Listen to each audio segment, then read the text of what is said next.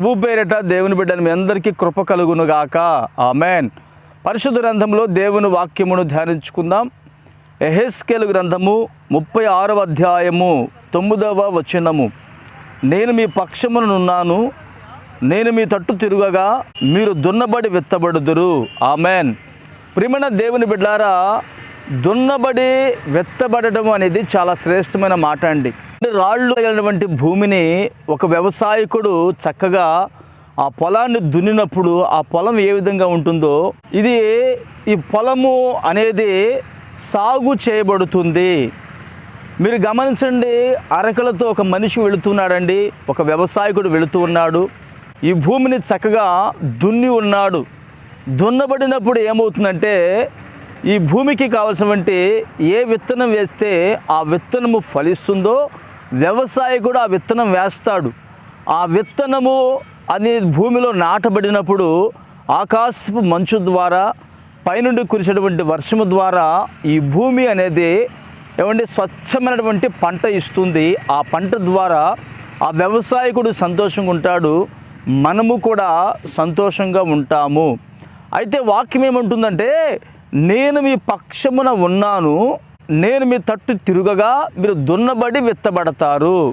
దున్నబడడం అంటే ఒక భూమి దున్నబడితే అది చక్కగా ఫలిస్తుంది, మంచి పైరునిస్తుంది. మనము కూడా దున్నబడాలి అంటే మన మనసు దున్నబడాలి, మన జీవితం దున్నబడాలి. ఎప్పుడైతే మనం దున్నబడతామో మనలో యేసయ్య వాక్యము అనేటువంటి విత్తనం వేస్తాడు. ఆ విత్తనము ఎప్పుడైతే మనలో ఫలిస్తుందో మనము ఫలిస్తాము. చేతి పనుల్లో ఫలిస్తాము, ఉద్యోగంలో ఫలిస్తాము, వ్యాపారంలో ఫలిస్తాము, ఆరోగ్య విషయంలో ఫలిస్తాము. ఆత్మీయంగా ఫలించి దేవుని యొక్క ప్రతి ఆశీర్వాదములకు యోగ్యులుగా మనము మలచబడి నూరంతలుగా యేసయ్య మనలను ఫలింప చేస్తాడు. ఎప్పుడో తెలిసినా మనము దున్నబడి విత్తబడినప్పుడు. ఈ వ్యవసాయం చేసినటువంటి ఈ రైతు కూడా ఈ భూమిని దున్నుతూ ఉన్నాడు. దున్నబడి విత్తబడినప్పుడే ఈ వ్యవసాయము అనేది నూరంతలుగా ఫలిస్తుంది. అలాగునని మనము కూడా దున్నబడి విత్తబడితే దేవుని వాక్యం మనలో విత్తినప్పుడు, ప్రభు విత్తినప్పుడు ఆ వాక్యము అనేది ఫలిస్తుంది. నిశ్చయముగా యేసయ్య మన పక్షమున ఉండి మనను దున్ని అనేకులకు ఆశీర్వాదకరముగా ప్రభు మలచునుగాక. ఆమెన్. యేసయ్య కూడా మన కొరకు దున్నబడ్డాడండి.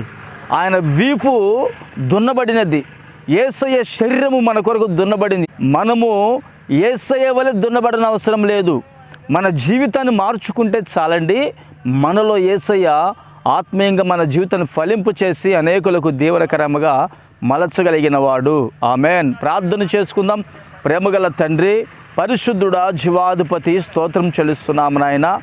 నేను మీ పక్షమున ఉండగా మీరు మా తొట్టు తిరగగా నిశ్చయముగా మేము దున్నబడి విత్తబడతామని వ్యవసాయకుడు భూమిని దున్ని విత్తనం వేసినప్పుడు అది ఏ విధంగా ఫలిస్తుందో మేము కూడా దున్నబడినప్పుడు, మేము విత్తబడినప్పుడు ఫలిస్తామని మీరు మాకు తెలియపరుచున్నారు నాయన. అలనాడు తండ్రి మీరు కూడా దున్నబడి విత్తబడ్డారు కనుకనే ఈ రోజున మాకందరికీ గొప్ప రక్షణ కలిగిందని మీరు మాకు తెలియపరిచి ఉన్నారు. ఇటు మాటలు ఈ రోజున మీరు మా జీవితంలో స్థిరపరిచి మహిమ పొందుకోమని యేసు నామమున ప్రార్థిస్తున్నాను తండ్రి. ఆమెన్.